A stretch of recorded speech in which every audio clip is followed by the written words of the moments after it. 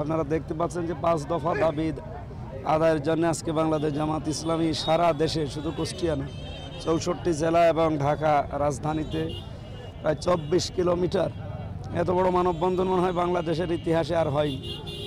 এই দৃশ্যগুলো দেখার পরেও যারা দায়িত্বে আছে তাদের যদি টনক না নড়ে, আমাদের সামনে আরও কঠোর কর্মসূচি আসবে। আমরা আশা করছি আর সামনে যাওয়া লাগবে না, ওনারা মেনে নেবে। এবং এ দাবি যেহেতু আন্তর্জাতিক অপরাধ ট্রাইব্যুনাল কিছু দেখিয়েছে, এরপরও যদি মানুষ না বসে, দেশের মানুষ, আয়না ঘরের বিষয় সামনে এসেছে, আমি নিজে যেহেতু ছিলাম, এটা কত কঠিন জায়গা, এটা না থাকলে মানে বক্তব্য দিয়ে বোঝানো যাবে না।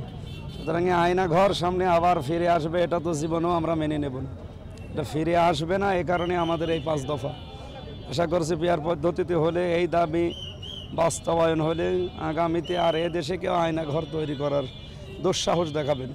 এবং বিচার যদি এদের না হয়, আগামীতে যারা আসবে এদের চাইতে আরও ডেঞ্জার হবে।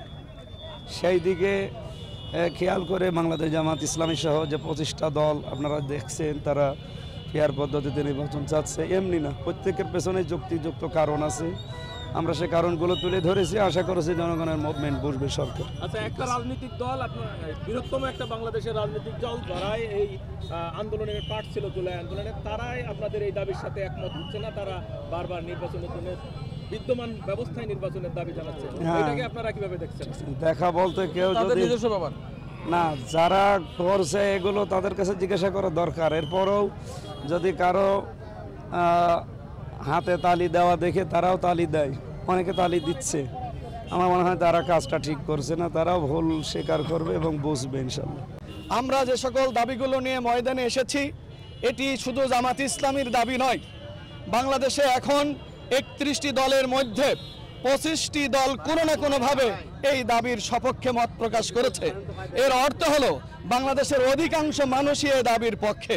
সেই জন্য আমরা মনে করি আমাদের দাবি সরকার মহোদয় মেহেরবানি করে, অনুগ্রহ করে মেনে নেবেন, এটি আমাদের প্রত্যাশা।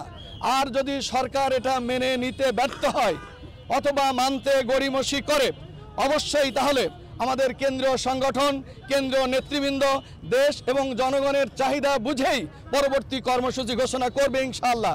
অবশ্যই তখন আপনারা বুঝতে পারবেন যে আমরা এর পরের জিনিসটি কি চাই।